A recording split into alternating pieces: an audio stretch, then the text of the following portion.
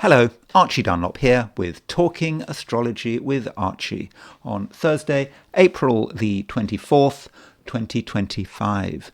On Tuesday, there was a terrorist attack in Kashmir. And Kashmir is part of India. Well, that's actually quite a controversial statement. Is it part of India? If you're from Pakistan, you probably would not regard it as being part of India. And there is a ceasefire line in going through Kashmir. There is a northern part of Kashmir which is controlled by Pakistan, a southern part of Kashmir controlled by India, and it's all a bit of a mess, and it's been a mess since India has got its independence. And this terrorist attack was perpetrated by an Islamic group, the Resistance Front, which was apparently upset about the settlement of non-Muslims in Kashmir. Maybe this was some effort, in their views, by the Indian authorities to change the demographics of Kashmir. And, Kashmir is complicated. I mean, I have been there a long time ago, sort of in the early 80s, went to India, and Kashmir, before the trouble started, was, very much part of the tourist circuit. It was, at the time, it was a state in India. And you would, you'd experience the different religions there. You'd start off with going to the south.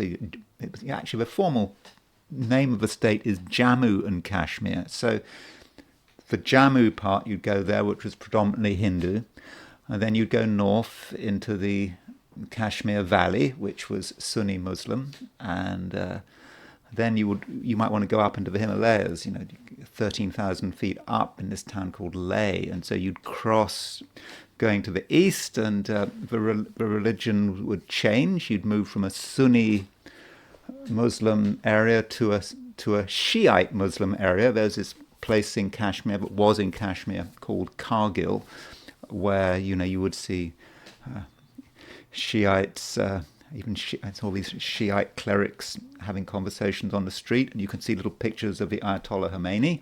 And then you keep going on the bus, because it's a 2-day bus ride from Srinagar, the capital of Kashmir, up to Leh, and the religion would change again. By the end of it, it would be Buddhist. So, things have changed. Jammu and Kashmir is no longer a state. It's now a union territory. And Ladakh, where the Shiite and Buddhist religions had a presence, is no longer part of Kashmir. That's, I believe, is a separate union territory. And tourism apparently had been picking up in the last couple of years. But now there has been this terrorist attack, which has been a big blow to the tourist industry. So, in this video, I want to look at this attack and see if we can gain any insight into it using astrology. But first of all, I want to look at things from the viewpoint of of today, and what is happening today from a perspective of the astrology and the I Ching. So before I start on that, I just wanted to remind you that if you do happen to enjoy this video, I'd be very grateful if you were to like it, and if you're not subscribed, I would be over the moon if you were to become a subscriber, because apparently it does make a difference to the channel. So let's start off by looking at what's happening today, which is Thursday, April the 24th, 2025. So here is the chart for today, set for noon, New York, and so the moon is still in Pisces. You can see moon is at 20 Pisces. So the moon's going to be in Pisces, all day. Doesn't matter where your time zone is, and the moon in Pisces makes a square to Jupiter. So Jupiter, 20 Pisces, makes a square to Jupiter. Sorry, moon at 20 Pisces makes a square to Jupiter at 20 Gemini.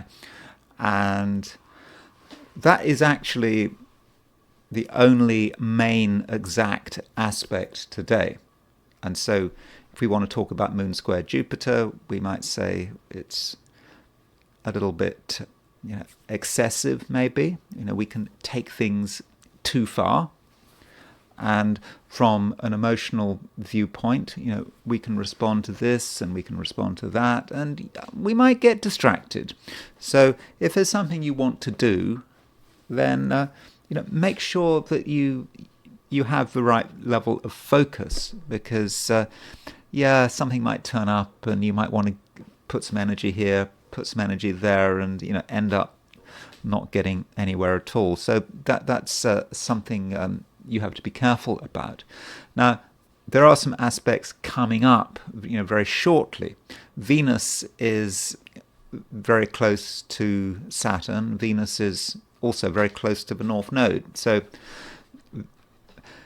these aspects are pretty much exact. And so we can talk about the Venus-Saturn conjunction being exact tomorrow, but it's exact today as well. And I've been talking a great deal about the Venus-Saturn conjunction, and I don't really want to repeat myself, but with Venus conjunct Saturn, there is a feeling of structure and discipline somewhere along the line. And Venus in Pisces is Venus moving in Pisces, that's great. Venus in the sign of its exaltation, and that makes us sensitive, and we're finely tuned to what other people are doing, and we're finely tuned also into their aesthetic tastes. But Saturn may allow us to structure this. Maybe we'll have a particular vision, and it might be a vision of beauty. It might be aesthetic, and we can perhaps bring it down to earth. Though with Venus conjunct Saturn, we mustn't forget that there is sometimes a transactional side to it. So we might be tempted to think, how can I benefit from this other person, and how can they benefit from me? And so we might be balancing things, and it might be a little bit difficult to let go in other people's company, because we're thinking ahead, and there is that cost-benefit analysis that might be working away all the time. Venus is also making a conjunction to the North Node, and I think that conjunction between the North Node should be regarded as being fortunate, because the North Node tends to be of the nature of Jupiter, South Node of the nature of Saturn. So that Venus conjunct North Node, you could say, is a bit of an antidote to the Venus conjunct Saturn. And so Venus conjunct the North Node does allow us to get on with people, provided we have a good sense of detail, and we understand our obligations, and we mustn't be careless about it. And it is all about other people, perhaps, Venus conjunct North Node. And the North Node can also be seen as the future, like the South Node is the past. And maybe with the North Node conjunct Venus, the future, the line of perhaps most resistance. So the South Node is the line of least resistance. That's the easy path to go down. South Node in Virgo. If we have Venus conjunct, if we have the North Node in Pisces conjunct Venus, that might be the path of most resistance. We don't want to be sociable. We don't want to involve other people in our activities, but perhaps we should be doing it. It's hard work, and it's difficult trusting people. It's difficult delegating responsibility, and it's perhaps difficult sometimes explaining our particular aesthetics, what we regard as beautiful. It can be difficult, but that is the challenge. So Venus conjunct North Node, try to involve other people in what you're doing, but not in a chaotic and careless way. It has to be done with a certain amount of structure, because Venus is making a conjunction to Saturn. And additionally, we should not forget that T-square Mars opposition Pluto, Sun square Mars, Sun square Pluto. It's still there. It's still very much in existence, and in fact, we now have Pluto sesquiquadrate the Sun-Mars midpoint. So, we did have Sun on the Mars-Pluto midpoint, but we've still got Sun on the Mars-Pluto midpoint, but it is drifting off a bit. But now we've got Pluto hitting the Sun-Mars midpoint, and that is about trying to be assertive, trying to get our way, and we are aware of everything that can stop us, but we perhaps want to really maximize our power. I mean, okay, not all of us, but some people are going to want to maximize their power. If it's not you, it could be someone else. So, those are a few thoughts about the geocentric picture. Although immediately there's not a huge amount happening, because that moon square Jupiter, is the only aspect, or at least the major aspect, that becomes exact today, unless we count the North Node. I mean, that Venus conjunct the North Node is now. Is it Venus conjunct the North Node? Sorry, it's Venus conjunct Saturn. Yeah, sorry, Venus conjunct. No, that Venus conjunct Saturn isn't until tomorrow, but the Venus conjunct the North Node is still pretty close, and it may actually be exact today. And then, if we look at things from a viewpoint of Sydney, Australia, at noon, the moon is at 12 degrees Pisces. So there's not a great deal of difference, at least from a lunar perspective, between Australia or New Zealand and the Americas. That moon square Jupiter is probably not going to be a feature of today if you're in Australia or New Zealand. More about tomorrow. So that's not something that you need to worry about. And maybe if you are in Australia or New Zealand, you might have a little bit more freedom, and perhaps there's less scope for being excessive. But don't worry, you'll get the Moon Jupiter square tomorrow. And then there is the heliocentric viewpoint. So looking at the positions of the planets, putting the Sun at the center of the solar system, where of course it should be, and Mercury is making a trine to Mars, and this trine to Mars is quite verbal, and there are things that we might want to say, and we're prepared to put a lot of power into our words, and it's the right thing to do, provided we've noticed things that really are relevant. We don't want to just get angry with words just for the sake of it. But if there's something that needs to be pointed out with that Mercury trine Mars, then we shouldn't be afraid. It really is the right thing to do. So that's possibly it at the moment. There's not a huge amount going on heliocentrically. Indeed, there's not a lot going on geocentrically as well, and that might be reflected in the length of some of my forecasts for the 12 signs. So anyway, let's move to the 12 signs. So these are my forecasts for the 12 signs for today, which is Thursday, April the 24th, 2025. Aries, you still feel that there's not a huge amount that you can do. I mean, there's lots you would like to do, but the question is, are you going to get the opportunity? And it's quite possible that for one reason or another, you don't. And that could be annoying. Mars, your ruler, is starting to make an opposition to Pluto, and so with that Mars opposition Pluto, you can feel the pressure rising, and you might feel that there's just something you have to do to break the deadlock, that something just has to give. But maybe now is not quite the right time. Perhaps you should wait and allow some of your energy to dissipate. I mean, that's one approach. Or of course it may be that you haven't got yourself together, or maybe your focus isn't quite good enough right now.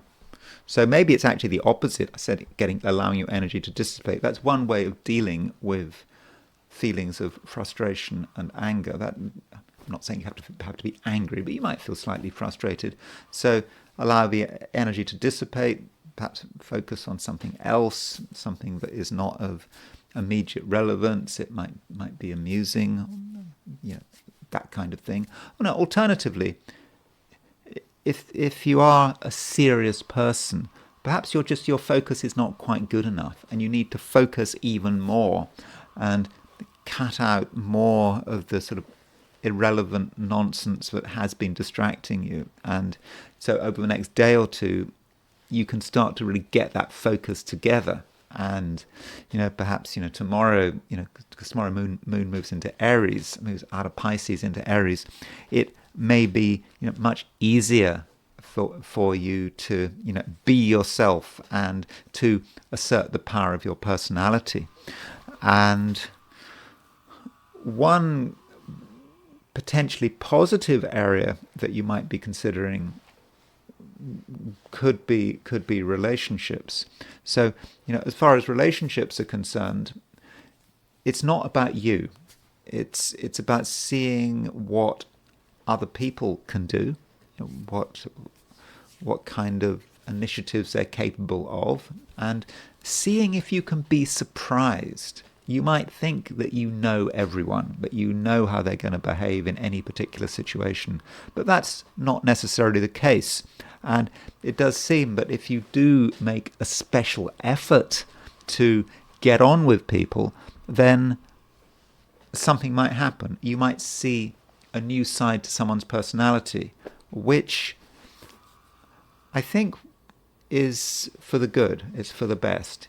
Okay, we don't want unpleasant surprises, but I think if there are any social surprises today, I think they're going to be good rather than bad. And it's quite possible that you see a new side to another person's personality. I mean, they're not quite as two-dimensional as you thought they were. So Aries, it's very important that you give people a chance, because you never know what they might come up with.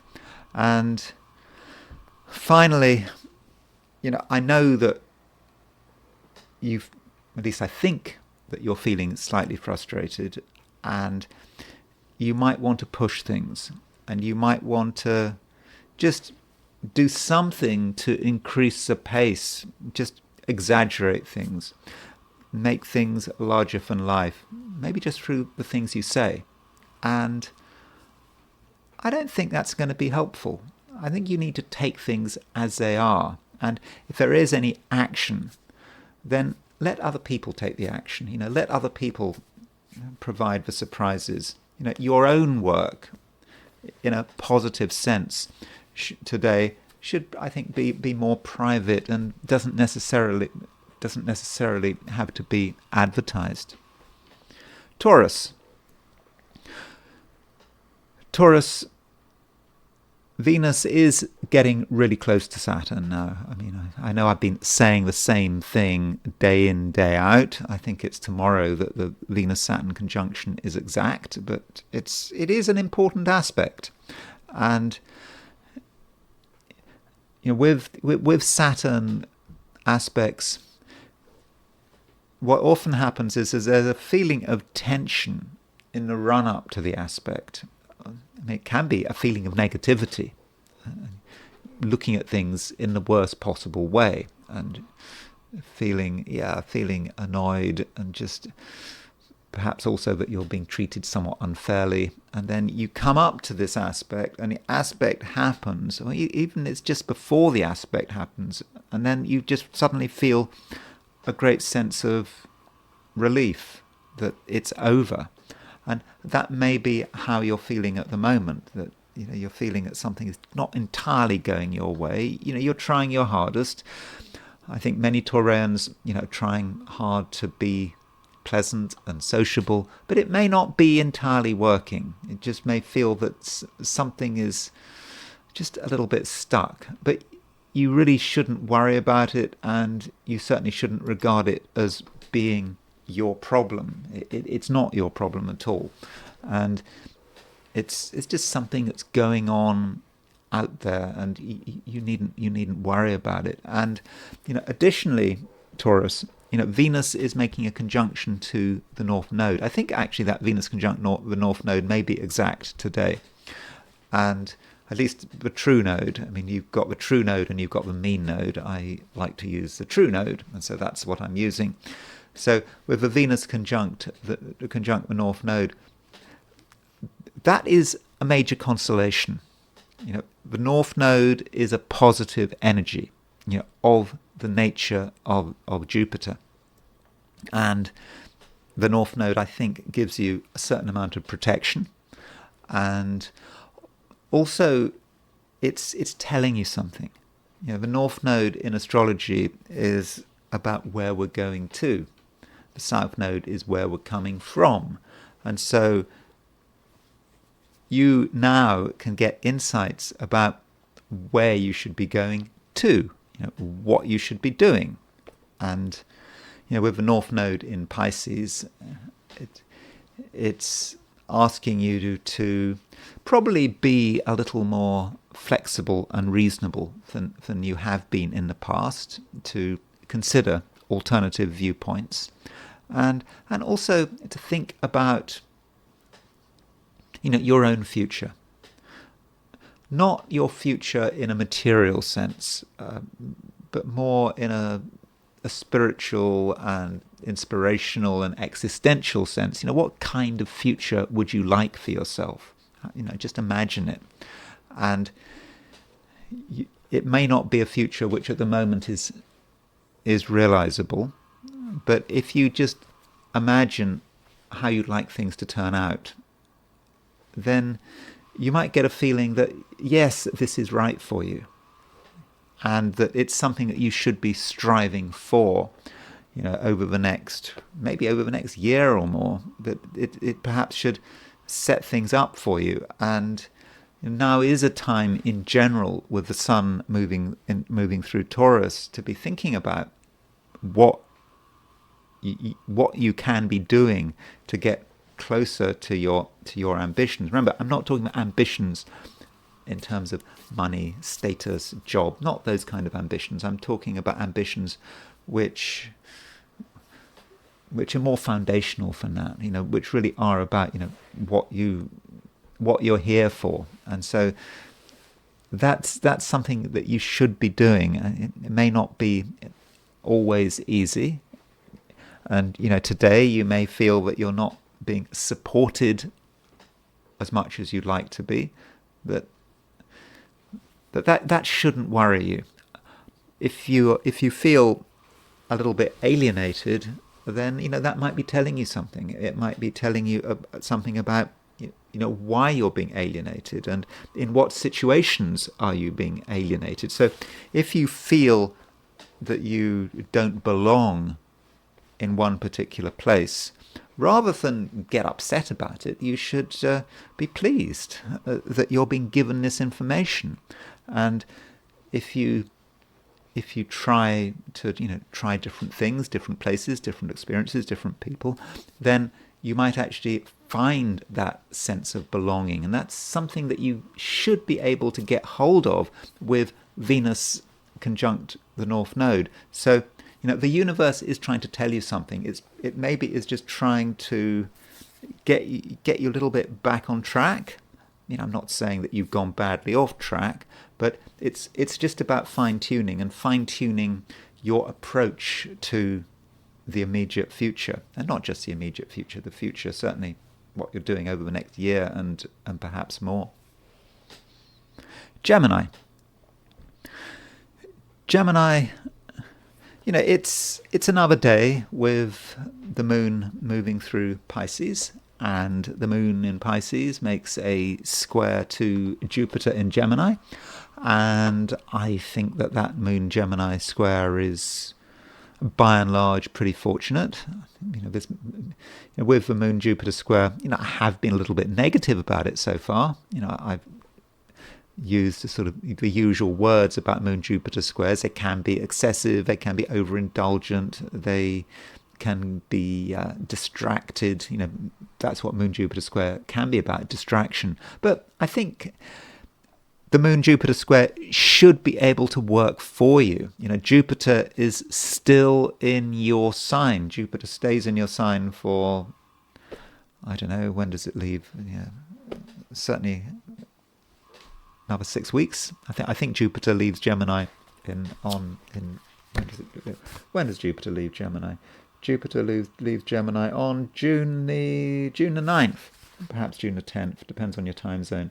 So you've got certainly 6 weeks with Jupiter in Gemini, which is not so long. Jupiter is getting ready to leave your sign, so you need to make the most of it. And so with Moon square Jupiter, Gemini, it's a time to be thinking about what you would like to be doing, what you'd like to be achieving, and if there's something that you feel you want, then there's no reason why you can't get hold of it. And the Moon Jupiter square might say something also about the impression you give, and it's quite important that you give the right impression. You want to give the impression of someone who is optimistic, enthusiastic, who sees the best in everything. I'm not very good at that. I've got my sun in Gemini. I tend to be rather negative, but you don't have to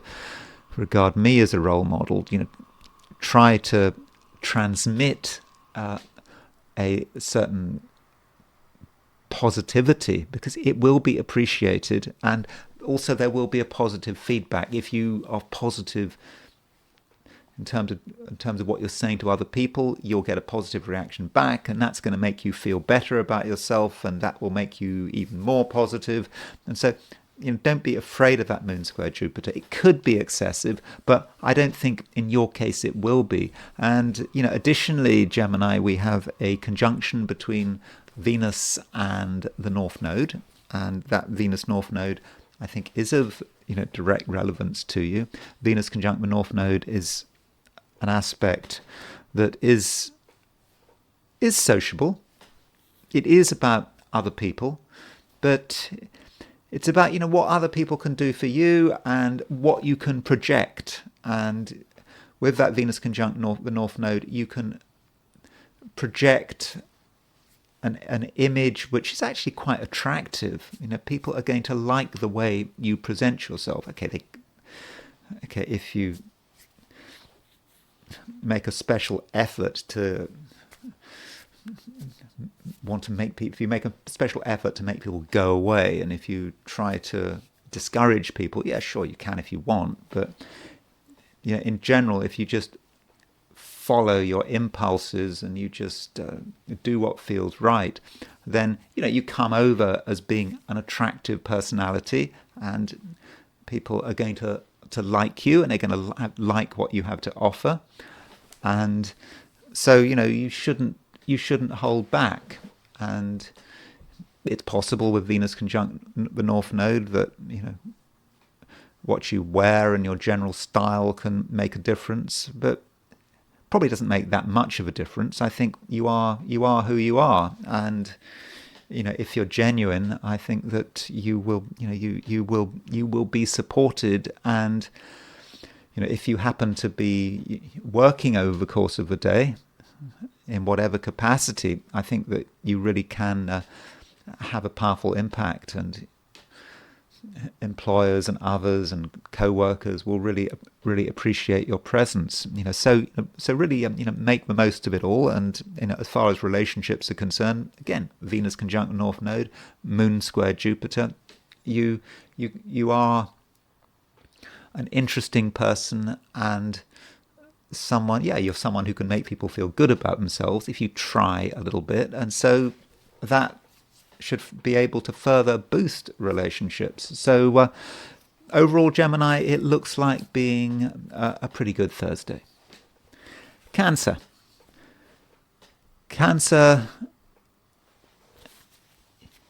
you don't have to do anything if you don't want to, and you don't need to make too much of an effort. Though Cancer, you might feel that things aren't quite good enough, and that you do go to have to go sort of above and beyond the call of duty and try very hard. I don't think that's necessary, and I think that if you really think about it, the demands that are being placed upon you are not very sincere. It may be the case that someone's asked you to do something, or you promised to do something, and it may take a lot of time, but are you really expected to do it? If you actually look at it, the expectations upon you are not as strong as they seem, and so it's quite possible, Cancer, that you can really do things your own way, and if you don't feel like doing something, then you probably shouldn't do it. And it's important that you don't allow private and irrational concerns and fears, even paranoias, to get you down. Your imagination is quite active at the moment. I mean, Cancerians actually do have an active imagination, and that can be a good or a bad thing. Sometimes Cancerians can have flights of worry as they think about all the things that could go wrong. But I don't think you should go down that path. I don't think you have to go down that path. And if you do have fears which have no grounding in reality, well, you might think they have a grounding in reality until you actually really start to think about them really seriously, and then you realize that you're kidding yourself. But even if you realize that you're kidding yourself, that you're just being paranoid, it's still difficult to shake those fears off. So don't allow yourself to get overly worried about anything, and try as much as possible to calm yourself down, and maybe to have a few distractions.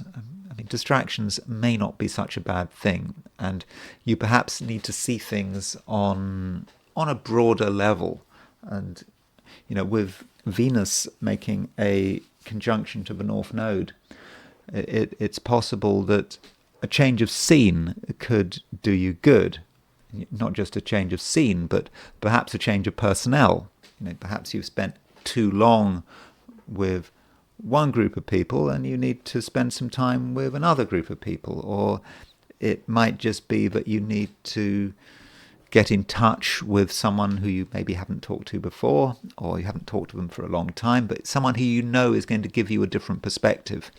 And getting that different perspective, could make a big difference, and could just make you feel, a whole lot more comfortable. So that's how you should manage today. I don't think that today is, particularly momentous. Not really. But it can be an okay day. But it is, to an extent, a matter of choice, and it's just important that you don't allow yourself to be pressured, that you don't allow external worries to get you down, and don't have too much of a sense of duty, because a sense of duty and obligation, could spoil your day. Obviously there are certain things you have to do. There's certain things we all have to do, but you need to, get it in perspective. And as far as relationships are concerned, Venus is moving towards a conjunction of Saturn, and Saturn is a planet in the Cancerian chart that often is connected with other people. And with Venus conjunct Saturn, that may say something about another person and how they react to you. And I see that Venus conjunct Saturn as being, by and large, pretty fortunate. And you may get a surprise when you see how someone responds to you. Their response may be more positive than you'd expected. And this is particularly the case if you're dealing with someone you really respect, but also you might have a certain awe of them. You might feel that you're not quite in their league, but that kind of person is going to be sympathetic to you. And it just could be that when it comes to dealing with authority figures, whoever those authority figures are, that you're able to deal with them quite effectively. And it's not a time to have overwhelming respect for an authority figure, the kind of overwhelming respect that means you can't approach them. People are perhaps more approachable than they seem to be on the surface. Leo, it is and continues to be a time when you should really be putting your own ambitions on center stage. You do have ambitions, and these ambitions should be taken seriously, and also you should be aware of the challenges. It is a challenging time, and it goes back to the fact that the Sun is making a square to Mars, Sun is square to Pluto. Those two aspects are in the past, but only just, and they're still very much with you. And so, Leo, it's important that you don't slack off. There are definitely things you have to be doing. I mean, okay, you don't have to do them, but if you don't do them, you might be missing an opportunity. So, the more difficult and stressful something is, then you could argue the greater the rewards. So, that could be, no pain, no gain. Well, but I don't want you to have any pain. It's just that things still are they still are a little bit difficult. And if you want something, it quite possibly has to be fought for. And your own general approach is fairly serious. You know that nothing can be trivialized, that everything is almost a matter of life and death. It's not really a matter of life and death, but it sometimes feels like that. And you are at an emotional level certainly more intense than usual, and because of that, you're able to see things and understand things which perhaps you would normally miss. Now, that does mean that your interactions with other people could be a little bit strained at the moment. I think they have been strained on and off over the last couple of days, and I think that situation continues. I think things are going to be easier tomorrow when the moon moves into Aries, but for the moment, you need to treat people with respect, but don't feel that you're necessarily going to get too close to them, and perhaps you might not want to get too close to them because you might feel that there's always a risk. When you have an interaction with another person, you always have to think, what could go wrong. Yet Venus is making a conjunction to the North Node. You could argue that Venus conjunct the North Node is the main aspect of the day, and that Venus conjunct the North Node is powerful, it is intense, but it may actually give you a feeling about where you should be going and how you're supposed to be handling something. And that might be especially relevant if you are working or if you've got a business. There may have been certain things that you haven't fully understood, and you weren't quite sure how to go about things. And with Venus conjunct the North Node, it might be starting actually to make sense.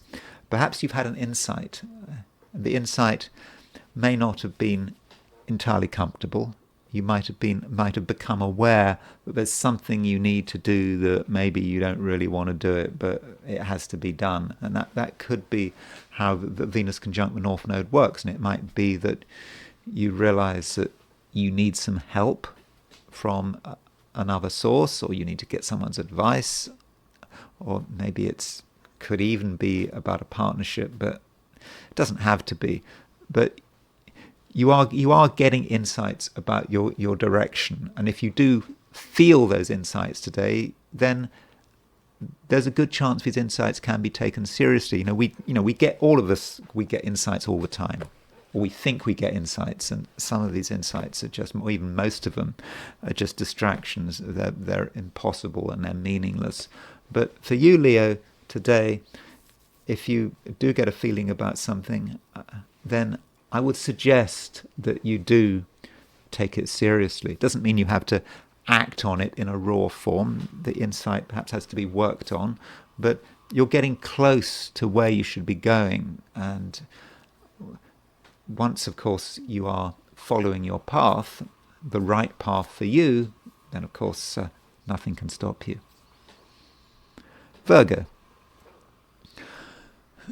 Virgo, there is still, a lot of activity in Pisces, which is, of course, your opposite sign. And we have the moon in Pisces. We have Venus conjunct Saturn in Pisces. We have Venus conjunct the North Node in Pisces. I think actually that Venus conjunct the North Node, at least that Venus conjunct the true node, I think that's exact today.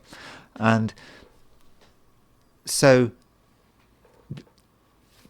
don't feel, Virgo, that you have to do everything on your own, that it's down to you to make the decisions, because it's not.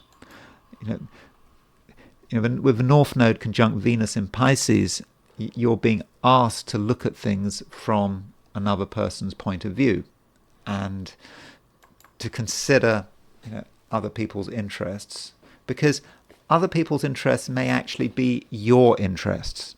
And if you try to do it on your own, it's quite possible that you don't get very far. Because on your own, with the South Node in Virgo, that's whoever it is. The South Node has been in Virgo for I don't know, when did it change sign? A couple of months ago. But it's going to be there for the next year and more, the South Node in Virgo.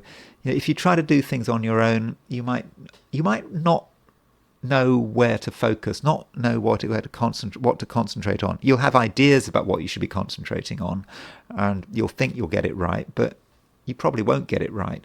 On the other hand, if you take into account the human and social dimension, things are going to be a lot clearer. You can gain a lot by observing other people and by listening to what they have to say.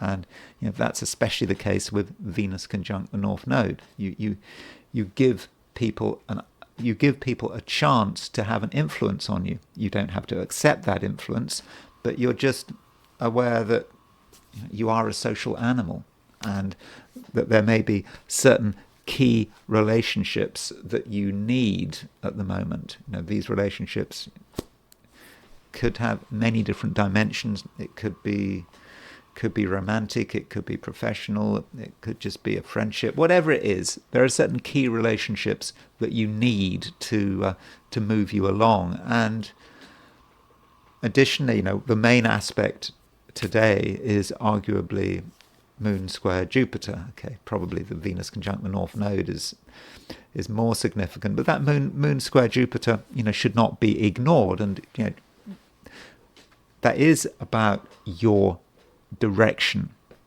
where you want to go.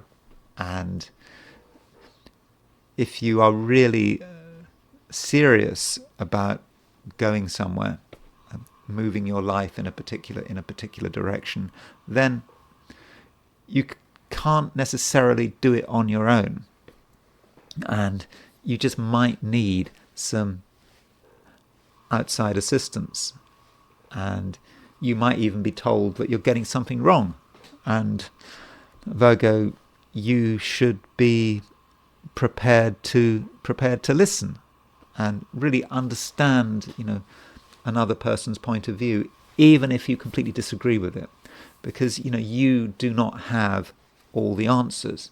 But having said all that, Virgo, if you really have made up your mind about something, then you're able to pursue it. You're able to pursue it with everything you've got, and you can have a dramatic impact. But the question is, have you made up your mind correctly? You may have made up your mind based on a false premise. And that's especially the case if you've been working things out on your own. You've done things on your own. You haven't got outside help. You think you've got the answers, and then you think now is the time for action. In that case, well, you might be successful, but there's a good chance that you won't be successful because you just haven't got the full picture.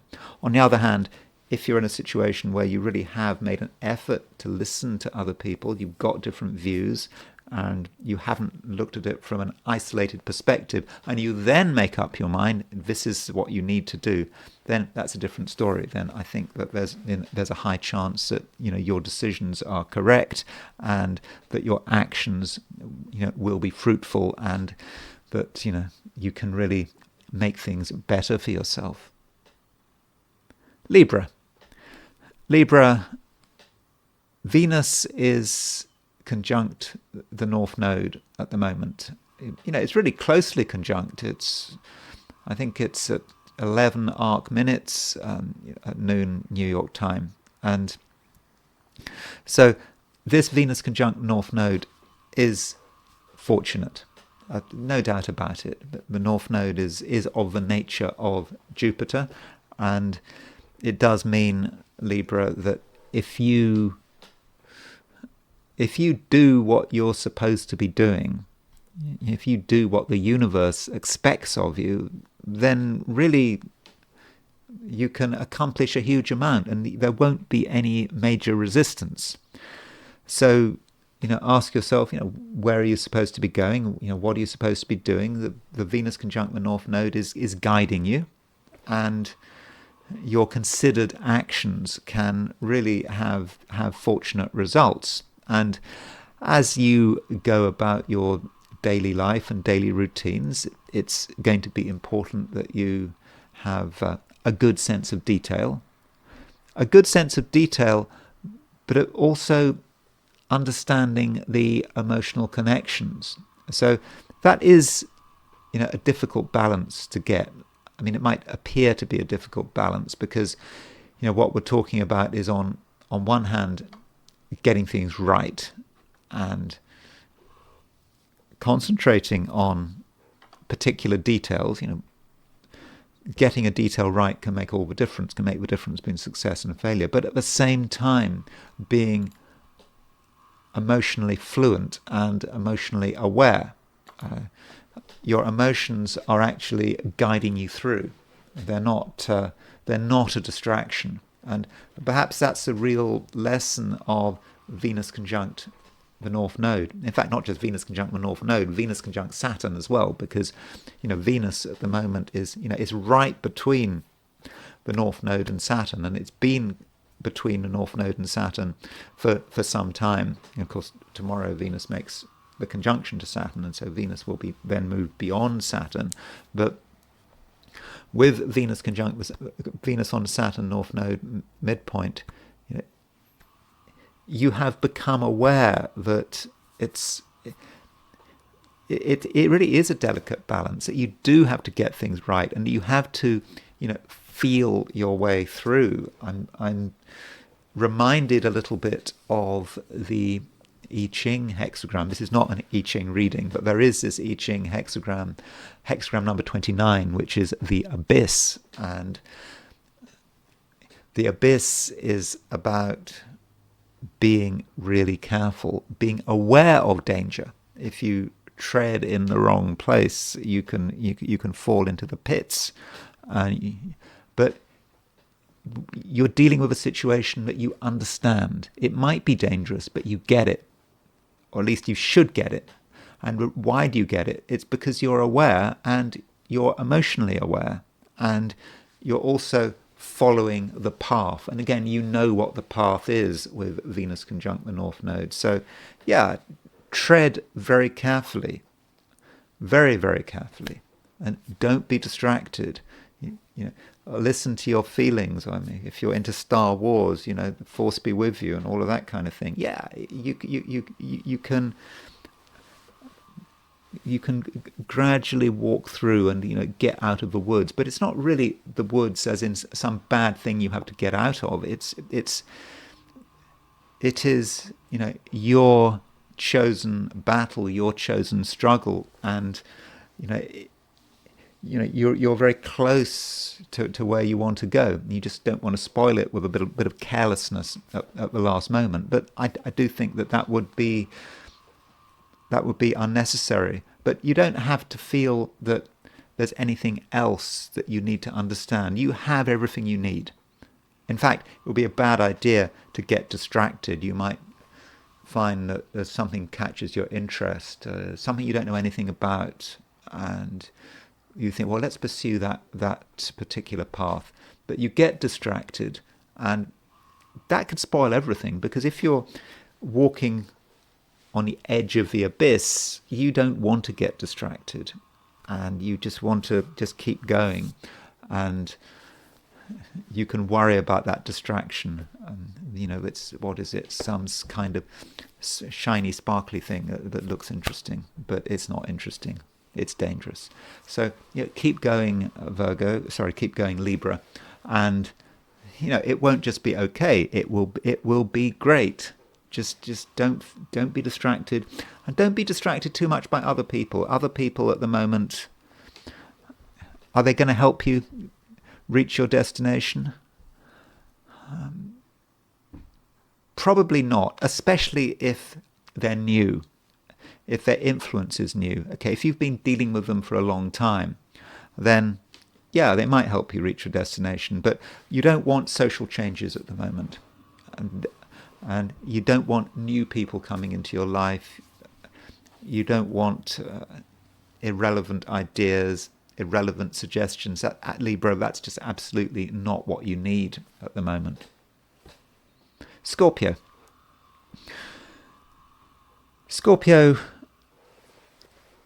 You just need to do what you feel you want to do, really. I don't think there's anything else to say. I think that, well, there is always something else to say. But if you're doing something that you feel you enjoy, then keep going. And that's what matters. And you can just get a real sense that you're in the right place. And if things are fun and you feel fulfilled, then what more do you want? And it's important that you don't allow irrelevant worries to spoil the fun. I mean, I think that could happen. You might find yourself thinking something new, something bothers you. Perhaps you spot something out of the corner of your eye, and you're thinking, well, what does this mean? And are you really doing the right thing? And you could have these kind of concerns, but I just don't think that these concerns are going to be helpful. And it's important that you put yourself first, and that you just make sure you're having fun. And are other people going to enjoy life as much as you are? Well, if other people are genuinely on your wavelength, then feel free to share. And from a relationship perspective, Venus is the ruler of Taurus, which is your opposite sign, and Venus is conjunct the North Node in Pisces. And so, that might mean, Scorpio, that there are people around you who you can really interact with. They can help you enjoy life. You can help them enjoy life. And from a sort of relationship perspective, that looks good. And again, provided it's all happening on your terms. It's not about doing what another person says or changing your plans because of another person's suggestion. It's all about you, Scorpio. And if you just remember that, I think you'll be fine. And continuing on a social theme, be ready to be surprised, but surprised in a fortunate way. Don't necessarily underestimate people, and it's possible that there are new people around you who have something to offer. Again, they're on your wavelength, and whatever they've got to offer, it's not going to hold you up. It's not about telling you can't do something. It's all about supporting you, and you can support other people as well. But again, it's always on your terms. So really, Scorpio, it's your day, and you just need to make the most of it. And I think that you can get support, but it has to be the right kind of support. It's just absolutely not a day for being told what to do, even though the sun is in Taurus. With the sun in Taurus, in your opposite sign, there may be some temptation to listen to what another person is saying, and it's not the right thing to do. Well, it's certainly not the right thing to do in terms of your social and private life. As far as your work is concerned, if you are working, then it might be a slightly different picture. You, at the very least, have to make an effort to understand, what another person wants, particularly if they might be a client or they might be an employer, and putting in that extra effort, even though you don't really want to put in that effort, it could be something that you have to do. But it shouldn't define your day. I think that overall it should be your day, and it's a day when you should be able to do pretty much whatever you want. Sagittarius,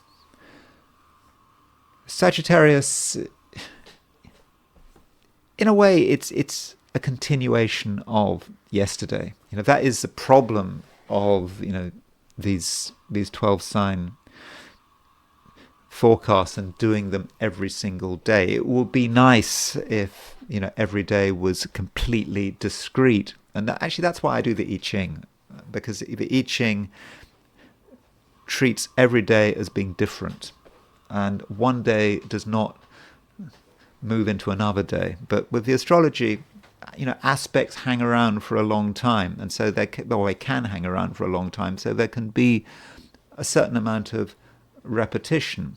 And for example, the moon is still in Pisces. The moon was in Pisces yesterday. The moon was in Pisces, is going to be in Pisces today. Tomorrow it won't be in Pisces, it will be in Aries. But with the moon in Pisces, there continues to be a certain focus on your security and on your home, especially as Venus is, Venus, North Node, and Saturn, they're all in Pisces as well. And I've said this before, there is this Pisces emphasis, and Venus is actually making a conjunction to the North Node, and this Venus conjunct with North Node may say something that is not just about today. It may actually be an important reminder. And at the moment, you've got, with a North Node in Pisces, it is a time when Sagittarians do need to be quite down to earth and not feel that they have to always be engaging with society and the demands of society, and trying to make sure that they fit in. That's not what the North Node in Pisces is about. I mean, there is a temptation, because the South Node is in Virgo, there's a temptation to try too hard to fit in, because Virgo as a sign, details matter to Virgos, and so the details of how you present yourself, and that would be particularly the case if you're working or if you have a business, you're trying hard to do what's right, but you have to keep changing. That can be the problem of Virgo. You sort out one detail, then you have to sort out something else, and it just drives you crazy. And instead, you should be thinking about that North Node in Pisces, and the North Node in Pisces is about moving beyond details and just feeling your way through and finding that place where you just feel comfortable and it's right, and you don't have to spend ages thinking about it. It's just absolutely obvious. And with Venus conjunct the North Node, it's possible that you can be supported, that there are people who you know and trust. It may be your own family. They know who you are. They know what you can do. They know what you can't do. And if you trust the people and situations that you're familiar with, that then I think that things will be okay, and more than okay. I think this is a time when you really are able to ground yourself and listen to your feelings. Okay, Sagittarius is not a water sign, but with Moon, Venus, and Saturn plus the North Node in Pisces, your emotions are, I think, relatively strong, and they're relatively finely tuned. And one aspect we do have today is, aside from Venus being conjunct the North Node, is that we do have the Moon square Jupiter. And that Moon square Jupiter may be telling you that you shouldn't be trying too hard to please another person or another group of people. And instead, the Moon is asking you to consider what is real. So it's the same picture, isn't it? It's being real. It's being authentic. And if you can do that, Sagittarius, then I think that today can be fine. And that Venus conjunct the North Node does give you real insight into what is important, and perhaps some of the people you trust, and perhaps your family, they can help you understand this insight. And so in the end, you might have a much greater sense of certainty. Capricorn, it's a day when you can move from place to place. You don't have to be restricted in any way. So you can move from one place to another, one group of people to another. There's nothing that should be holding you back. I don't think that you yourself are going to be in much of a mood for frantic activity, but there's no sense in which you seem to be constrained. I do think that you really have a lot of freedom. You can do what you want. You can be with who you want, and in fact, your social environment does look pretty good, and it's partly because Venus is making a conjunction to Saturn. I've been talking ad nauseum about that Venus conjunct Saturn. And okay, it's exact tomorrow, very close to being exact today. And with Venus conjunct Saturn, you can do things on your own terms, but other people are going to be there for you. And I think that if you want to enjoy other people's company, I do think that you can. And additionally, you're able to talk about just pretty much anything under the sun. So there needn't be much conflict, much aggravation, and resist the temptation for being a perfectionist. Part of you might want to be a perfectionist. I mean, Capricorns, always have a perfectionist streak, but sometimes you can take things too far. And so there might be a temptation with Moon square Jupiter that you want to get everything right. And of course, it's impossible to get everything right. And if you tried too hard to get everything right, well, you won't get anything right. You'll just make things more complicated for yourself. And so, be comfortable and be happy with the way things are. And, don't try too hard. And that might be the key to enjoying your day. Just not feeling that you have to make an effort. And, yeah, and do see what other people have to offer, because I think that people at the moment do have a great deal to offer, even people that you maybe haven't talked to for a long time. Try talking to them again. Maybe the last time you talked to them it didn't work, but you talked to them again, you talked to them today, and actually things run very smoothly. And yeah, don't make things too complicated for yourself. Don't ask yourself serious questions.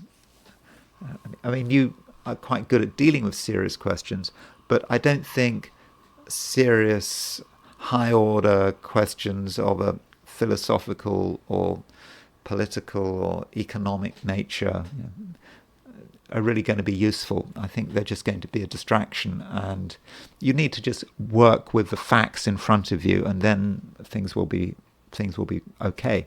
And so, enjoy the day. I don't think it's going to be especially dramatic, but I think that you're going to feel good about yourself, and other people are going to feel good about you.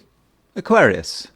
Today, in many respects, is quite similar to yesterday. We still have this T-square, which is having an impact on your sign. We've still got Mars opposition Pluto.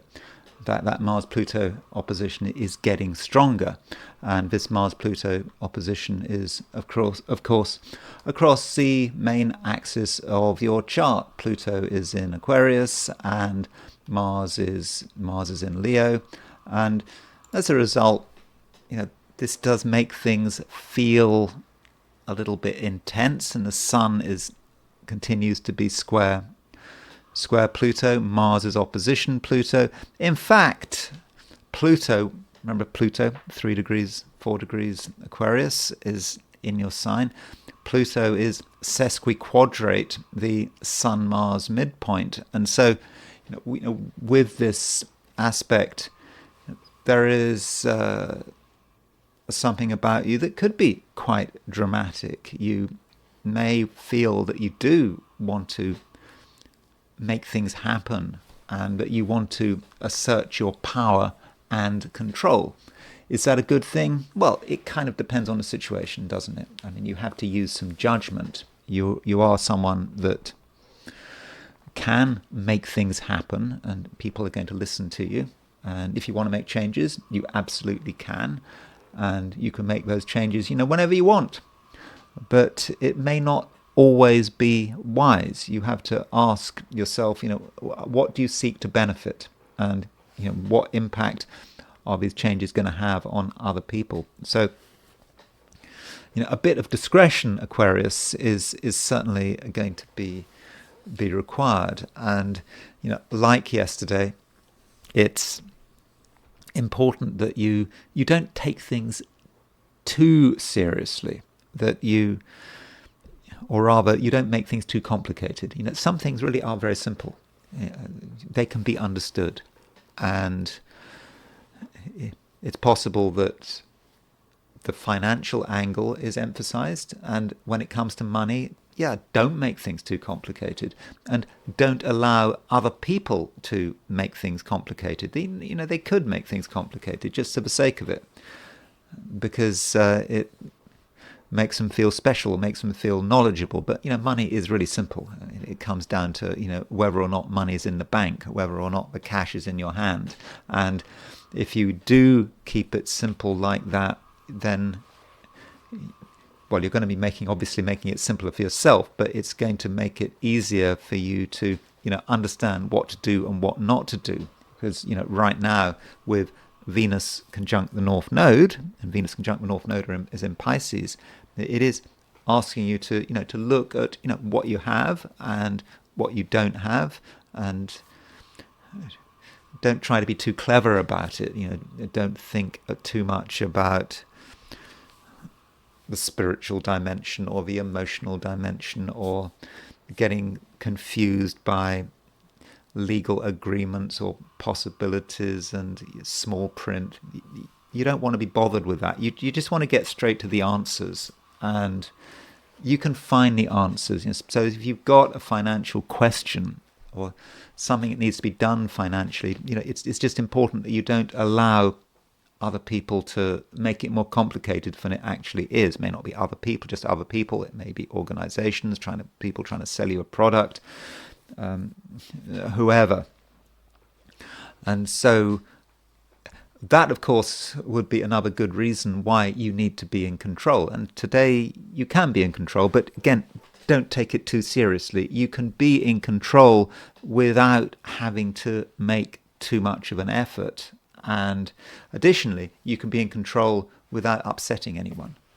If people are on your side, if they're your friends, if they're supportive, then they're not going to mind whatever you do. You do what is right, provided you don't exaggerate. But if you do what is right, you do what you feel is right, then I think that, everyone will understand. And even if you exceed your power, if you behave in an excessive way, people you trust, your friends, your family, they'll understand. And they'll understand perhaps some of the pressures that you might feel you're under. And if anyone takes umbrage to you, then, obviously they don't understand you. And if they don't understand you, do you want anything more to do with them? You need to be understood. You want to be understood. And if people haven't made the effort to understand who you are and understand, what your priorities are, then, why should you want to bother with them? Pisces. Moon is still in Pisces, your sign, and it's making a square to Jupiter. And this square to Jupiter could be a little bit challenging. And the challenge might be to be yourself. I think part of you at the moment, Pisces, just wants to hunker down and you do things your way, and not to worry too much about what's going on in the outside world, or even what's going on in other people's minds and in other people's lives. But this moon square Jupiter is challenging you. It's saying, there is something out there. There's something that requires your attention, and it would perhaps be a good idea if you were to give it your attention. And you might not want to, but moon square Jupiter is telling you to. It's suggesting that this might be the best approach, and it's the best approach fundamentally. You've got powerful feelings, and you have an awareness of where your obligations lie. And so don't be afraid of anything. Don't feel that you should avoid participating in something because you might be worried that it might compromise you, or indeed it might just take too much time. It's okay to make the effort, and it's okay to be seen and heard. It really doesn't matter. And also, don't underestimate yourself. Where need be, you can be in control, and people are going to listen to you. So don't feel that you're going to be undermined, and because you're not. So it's a day which where you have to get the balance right. You have to understand that your interests are important, but you can't keep it all to yourself, and that may be part of it. And you have to see, what can you give, And so, you have been given a load of stuff, over the course of your life, by fate, by circumstances, and it's not just there for you. You have to distribute it. Of course, I'm not talking about material things, I don't think. I'm talking about, who you are, what you've got to offer, and it's all there. And so, it's important, not to be selfish, but at the same time, it is about you. It's about what you have got to offer. It's not necessarily about what other people have to offer. It's all about you, and you can do things on your own terms, but at the same time be available to the world and be someone who is definitely a plus, who can just make things better. And maybe that's a message for today. And when I was talking about your horoscope for yesterday, for Wednesday, and I said that in some ways Pisces is needed, I would have said that Pisces is still needed, but it's on your terms, and you shouldn't feel that you're threatened or compromised by outside events, because you can be part of them, and actually you can have an influence. In fact, you can have a big influence. You can actually have a leading influence if you give yourself the chance. And those are my forecasts for the 12 signs. And now I want to look at Thursday, April the 24th, from the viewpoint of the I Ching. So I asked the question, what is Thursday going to be like, for those watching the I Ching section of this video? And the first hexagram I got was hexagram number 33, which is retreat. And there are no moving lines. So that might indicate that today might be a little bit slow. There's nothing definite happening. And, with retreat, it is as it sounds. We feel we need to withdraw. We've gone as far as we can, and maybe it's not working, or perhaps we feel that we're just exhausted, and we might have other priorities, but it's just time to pull back. So there might be something you're involved with that could be quite important to you, that you've put a certain amount of energy into, and it's now time to just call it a day, at least for the moment. And another way of looking at retreat is to think about, how much strength you've got. It could be a situation where you're being tempted to do something and you feel that you're ready, but maybe you're not quite ready yet. You still have to do some more work. You have to, you have to develop yourself.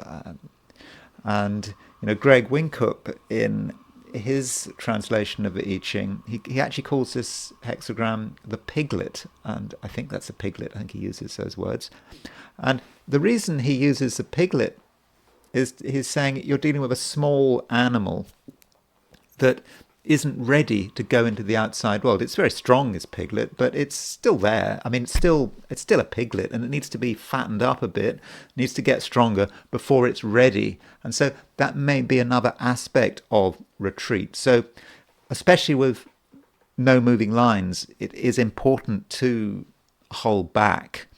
And if we look at the nuclear hexagram, if we knock off the top and the bottom lines of retreat, we see that it's hexagram 44. So this is 44 coming to meet. It's the kind of the underlying picture, and coming to meet represents a situation where we're moving towards someone, and this situation is not in our best interests.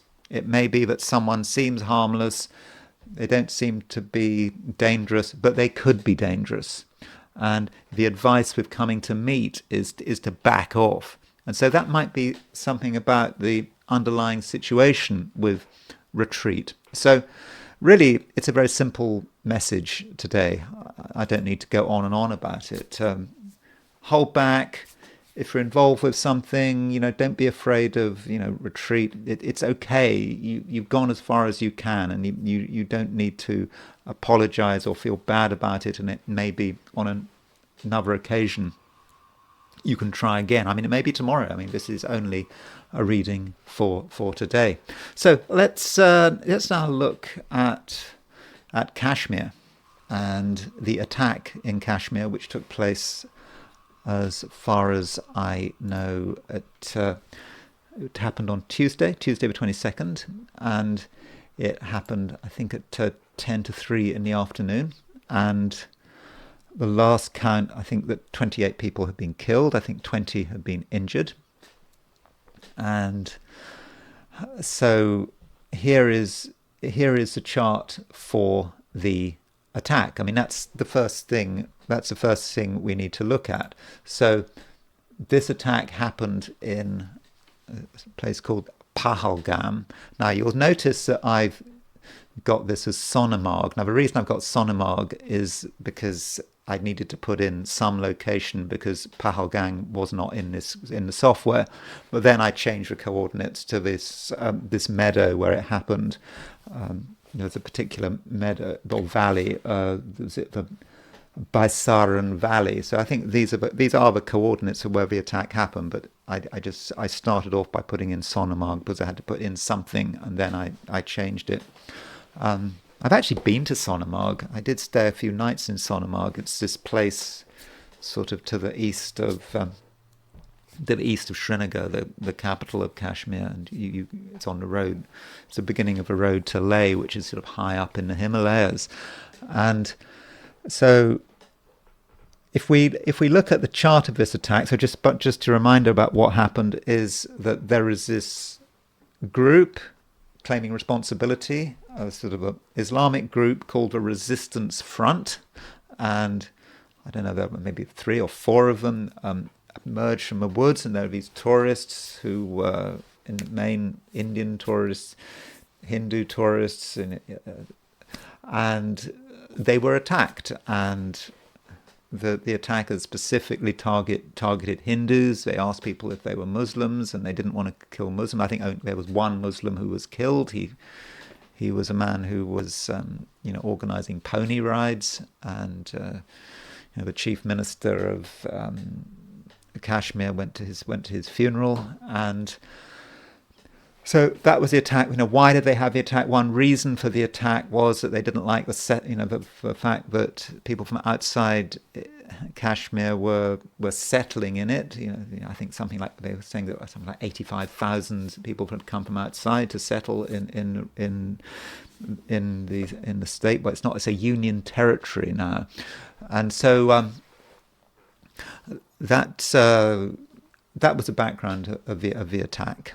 And it's quite a major terrorist event, and it's had a big impact on India. It's had a big impact on India's Prime Minister Modi. Narendra Modi had to cut short a visit to Saudi Arabia, and of course the Chief Minister of Kashmir has got his work cut out, and I'll be looking at Omar Abdullah, the Chief Minister's chart. Now, one thing about Kashmir, it used to be a state. It used to be Jammu and Kashmir, and it was a state. And then in 2019, its status changed. It was made a union territory. So. Kind of same kind of status, I think, as Washington DC is not a state, or in Australia, Canberra, and there are other union territories in India. I think Damian and Diu, these former Portuguese colonies, islands, are also union territories. But it was made into a union territory. That was the first thing that happened, and also it was split. So Kashmir used to include this region called Ladakh, which to the east, which was, as I said at the beginning, it had a sort of a Shiite Muslim and Buddhist minorities there, and it's of major strategic importance, Ladakh. Well, this whole area is of strategic importance because it's right next to the Pakistani side of Kashmir, and so it was split. So Ladakh is now a separate union territory. So Kashmir sort of lost Ladakh, and there was a big outcry about what India had done when it ended Jammu and Kashmir's statehood. Though don't forget the Jammu side is predominantly Hindu. The Kashmir side is overwhelmingly Sunni Muslim, I think. So here is the chart for the attack, and I make it sort of 10 to 3 in the afternoon in Pahalgam, or near Pahalgam. The chart at first sight doesn't seem to be overly dramatic. We don't see anything on the angles. Interestingly, we have the descendant at 9:50 Pisces. Now, there was a new moon on February 28th, well, which is really almost sort of 2 months before. But the February the 28th new moon was at what was it? February 28th new moon was at 9:41 Pisces. So it's possible that there's some influence there, but I mean, I don't want to sort of read too much into that. And as far as the midpoints are concerned, I'm interested in what were the major aspects going on. Well, of course, we had this T-square. I mean, this T-square was, quite a dramatic T-square, because you had Mars opposition Pluto, and you have Sun on the T. So Sun was making the square to Mars, Sun was making a square to Pluto, and so that Sun conjunct the Mars-Pluto midpoint, it is a very violent combination. A few days ago I read what Ebertin said. So Reinhold Ebertin says about Sun on the Mars-Pluto midpoint. He says, a hard-working person, this is in combination of stellar influences, a hard-working person, the ability to work till collapse or complete breakdown, injury, accident, violent measures, an upset or shock caused through the intervention of higher power. So that Sun on the Mars-Pluto midpoint, that T-square, is rather difficult. And then you can look at the midpoints involving the midheaven. So if we look at the 90-degree dial of the attack, then so the midheaven, I mean, I've gone for 10 to 3 in the afternoon. Of course, the midheaven is very sensitive to exact time. So assuming it really was at 10 to 3 in the afternoon on the 22nd, and we'll look at the midpoints that Mars is on. Let me turn that into a 90-degree dial.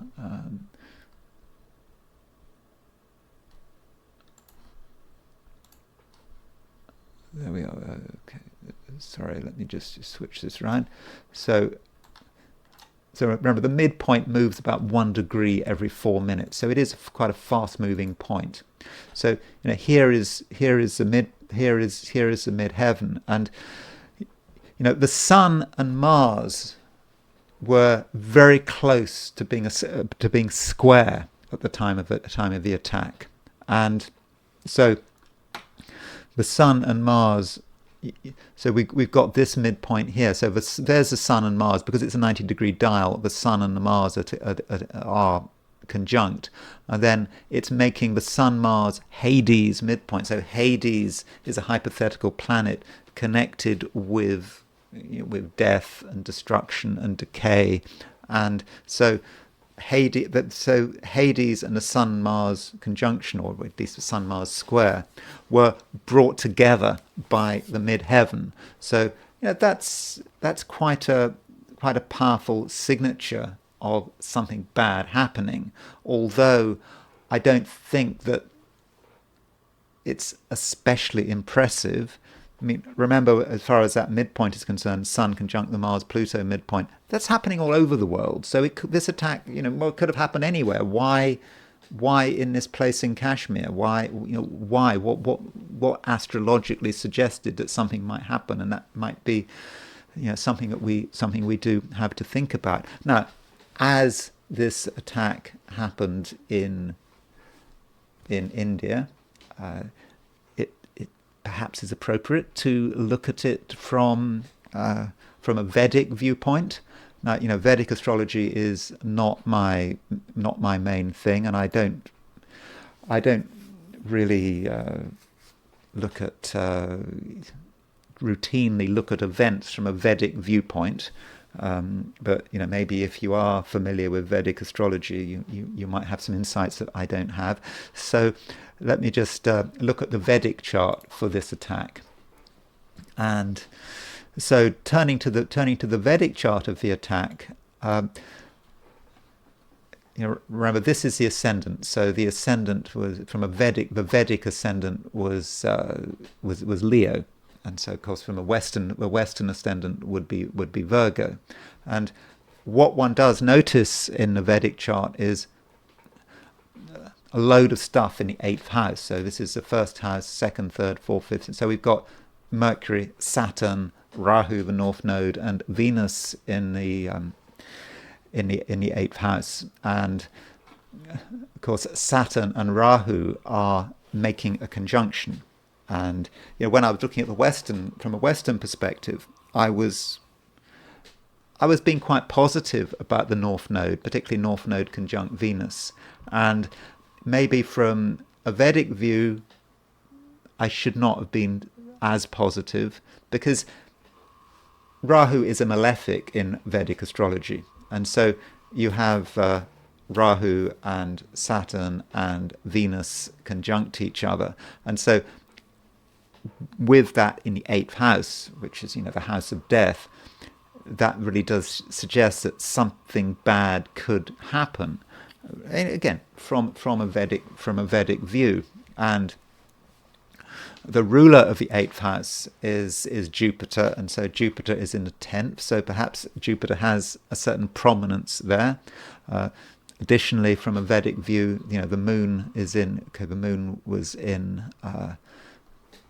Moon is in Aquarius, Western, but it was in Capricorn in the Vedic view, and so the Moon and Mars are in opposite signs. We had Mars in quite treacherous Mars in Cancer. I mean, Mars is in Vedic astrology. Mars is in Cancer in its fall, and Mars in Cancer can be pretty unfortunate, and particularly when it's opposition the Moon. So you could say that that's quite a violent chart, and especially that build-up in the 8th house, and the fact that Saturn and Rahu, at least if I use the true node, Saturn and Rahu are only 6 minutes apart. So you might have expected something bad to happen, and I think that an Indian astrologer would have been expecting problems with Saturn conjunct Rahu. Although there is a question about why would it have happened here? I mean, that is the question. It could have happened anywhere in the world. And can you say that Vedic astrology has particular relevance to India itself? I'm not sure you can necessarily do that. But anyway, I thought I would just look at the Vedic chart, very quickly to see if it gives us extra insights. And I think the strength of that 8th house and the fact that Saturn and Rahu are together really is quite telling. And going back to the Western astrology, I think it's a good idea to look at events happening before the attack. For example, the full moon, or even the last quarter moon. So here is the chart for the last quarter moon, which happened the day before the attack. So here with this last quarter moon, we can see that the moon is square the sun. Again, I've set it for Pahalgam. This isn't Sonamarg. I've changed the coordinates. So it's moon square the sun, And the thing about this moon square the sun, as I pointed out a few days ago, is this last quarter moon was exactly hitting Mars. So you had moon exactly opposition Mars, exactly square the sun. And so yeah, that's pretty powerful. And I did warn that this is quite an aggressive last quarter moon. But the question is, where in the world is it going to have maximum impact? So at the exact time of this last quarter moon, so if you set up a chart for the moment that last quarter moon is exact, Uranus is on the ascendant. And of course, Uranus, on the ascendant is a classic sign of a earthquake, a disaster, something bad happening. Additionally, Pluto is reasonably close to the midheaven, but it's not exactly there. Likewise, Mars is quite close to the IC, though perhaps it's that Uranus which is telling us that there is something to watch out for. And so we could do an astrocartography of that attack. And so if we do an astrocartography and we set it for India. So there is India, and these are all the places where Uranus is on the Uranus is on the ascendant. So it goes pretty close to Delhi, and yes, it goes right through Kashmir. So maybe that Uranus on the ascendant was a bit of a warning, though. I think it could have happened anywhere on the line, and we would have maybe had to have looked at other things, with 2020 hindsight, to really have pinpointed that particular place, where the attack happened. So we also had a full moon before the attack, and that's something that we maybe should be looking at. So here's the full moon, and on April the 13th. So this full moon, on the face of it, doesn't look especially dramatic. There's nothing angular with that full moon, but it becomes a little more interesting when we consider some of the midpoints, and also the fact that Pluto at 3 degrees 42 Aquarius is exactly 75 degrees from the ascendant. When you set that full moon for the place where the attack happened. So 75 degrees, that is a 24th harmonic conjunction, because it's multiples of 15 degrees. So 15 is going to 60. They also go into 75. So that's worth noting. And if you look at the midpoints involving the midheaven, the midheaven and the ascendant, they are the time and the place. So if we put the midheaven on, if we put the arrow on the dial on the midheaven, we can see this symmetry between Mars and Saturn. So the midheaven is aspecting the Mars-Saturn midpoint, and so the Mars-Saturn is the death pair, the death axis, the death pair, and so midheaven on the Mars-Saturn midpoint can indicate that this is a place where death can happen, and it can be pretty destructive. So there are certainly things to see in that full moon, but it's still a little bit vague, and one might want to consider other charts. For example, one might want to look at the chart of India or the chart of India's Prime Minister, because this attack clearly had a big impact, has had a big impact, is having a big impact on Indian politics. And I don't want to look at the chart of India. I have looked at the chart of India I didn't see anything especially dramatic. And instead I want to look at Modi's chart. I also want to look at the chart of some of the Kashmir charts, and also the chart of Kashmir's chief minister. So as far as Modi is concerned, so here is Modi's chart. Now for Modi, I don't have a time of birth for Narendra Modi. Now there are Indian astrologers who absolutely are completely sure what Narendra Modi's time of birth is. The trouble is there are several different times of birth available. So I'm just playing safe, and I'm just not going to have any time of birth at all, and just going to set his chart for noon. And so the transits that Narendra Modi had at the time of the attack. Okay, he's got Saturn kind of conjunct his north node, but it's not exact. The transit I found most interesting was the moon. The moon was at 1843 Aquarius at the attack, and Modi has his Pluto at 1855 Aquarius. So Pluto is not normally treated as a personal planet. I don't, for ordinary charts, I'm not too bothered about aspects to Pluto. Yet if you are Prime Minister of India, if you are an important person, if you're a major politician, then this collective planet, this generational planet, becomes personal. And so the moon opposition his Pluto probably is relevant. And we actually see another aspect going on at the time of the attack, was the fact that the moon and Pluto are 15 degrees apart. And so, as I've already explained, 15 degrees it's a micro aspect. We shouldn't just use 15-degree aspects for the sake of it, but when they're very close, and it is very close, that's relevant.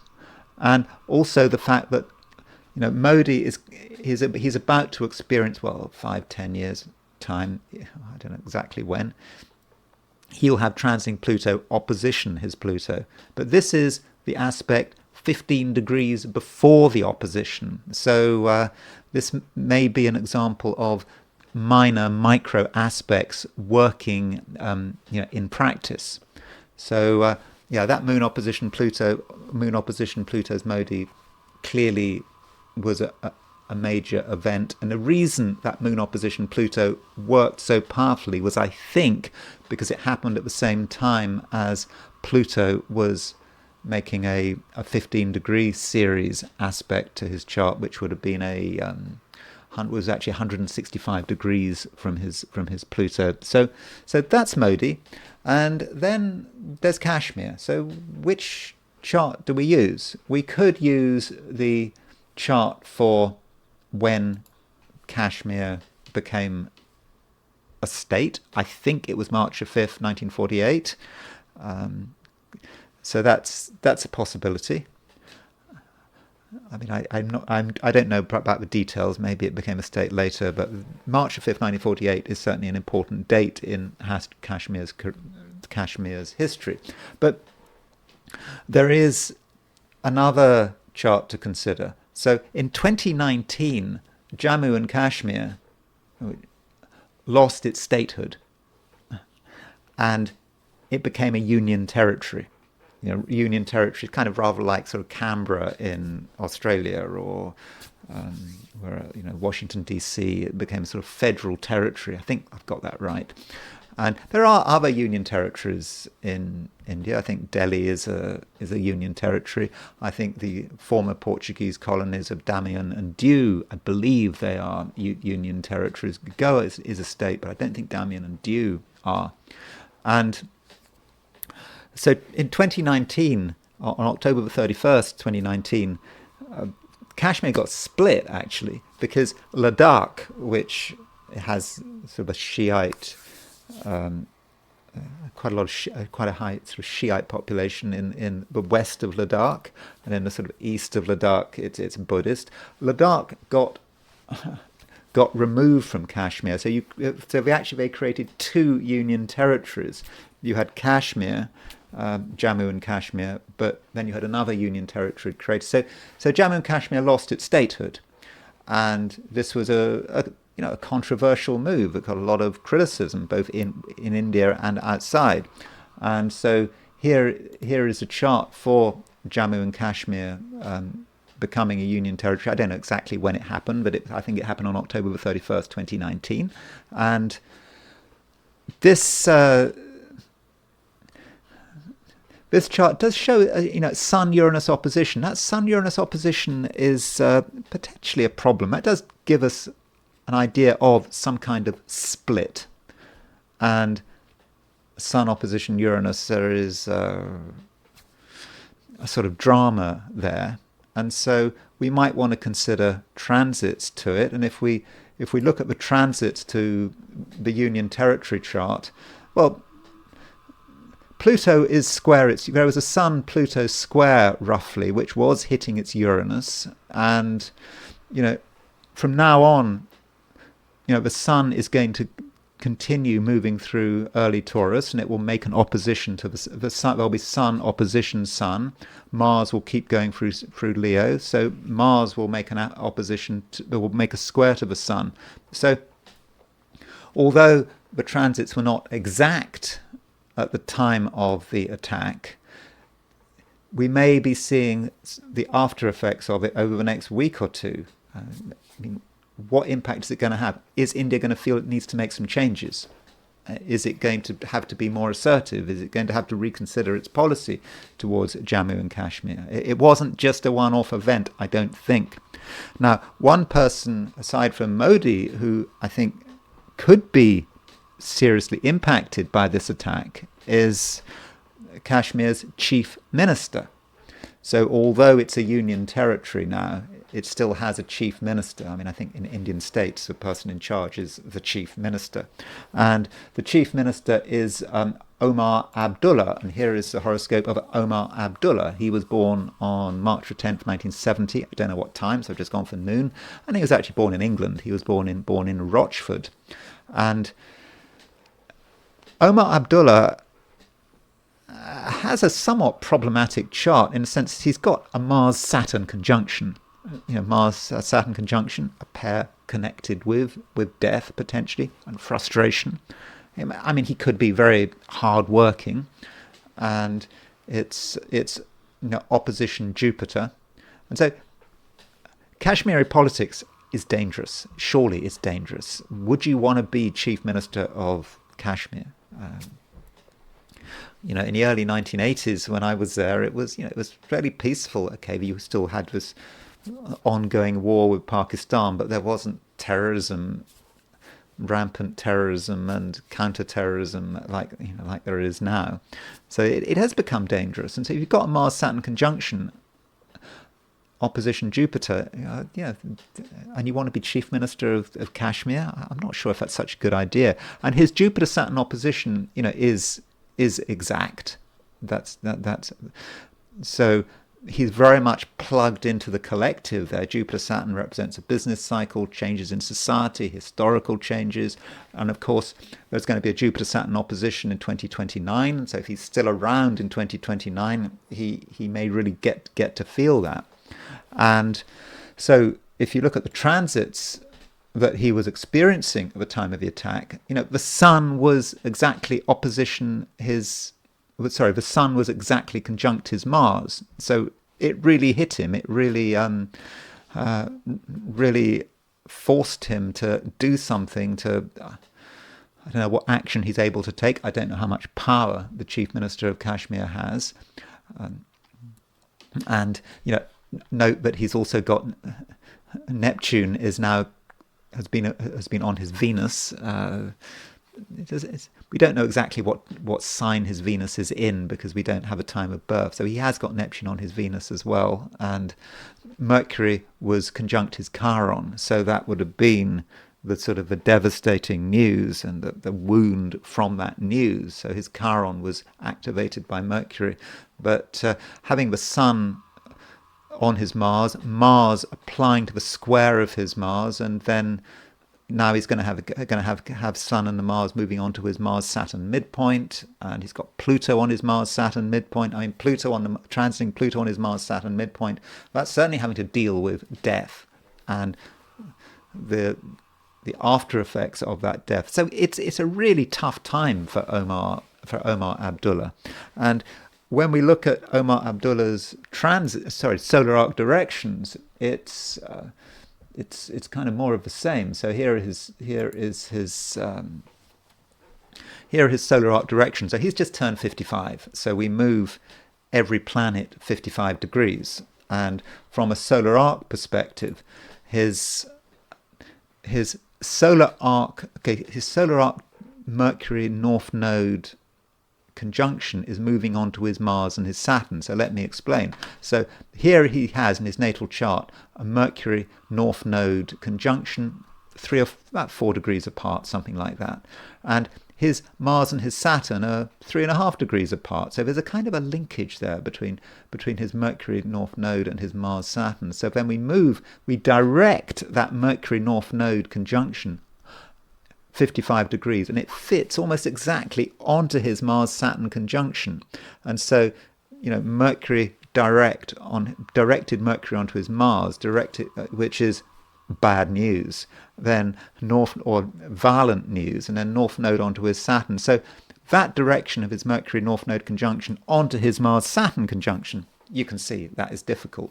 Additionally, we know that Omar Abdullah has a Jupiter-Saturn opposition in his chart, exact Jupiter-Saturn opposition. So if we move that Jupiter-Saturn opposition 55 degrees, Jupiter moves onto 0 degrees Capricorn. Saturn moves onto 0 degrees Cancer. In other words, it moves onto the solstice point, which is square the Aries point. So that is really delicate, and the Aries point represents the world at large, him having to deal with the world and having to deal with how difficult the world is. And so I think that Jupiter-Saturn opposition on the Aries point is really telling. And yeah, it's a dangerous job being Chief Minister of Kashmir. One wonders, whether Omar Abdullah should really continue. Maybe he should step down now. It's just too much. I mean, just given his chart. I mean, I haven't looked at his chart in great detail, but I don't have a time of birth. But maybe he should move on, and because it is so dangerous. Because he must be a target. I mean, a lot of people must want to kill him. I mean, the Muslim terrorists, Islamic terrorists. They must be trying to get him all the time. So maybe he should take the view that he's done as much as he can, and now he should step down. At least that would be my advice to him. But then I don't know anything about Kashmiri politics. So that's it on this tragic attack.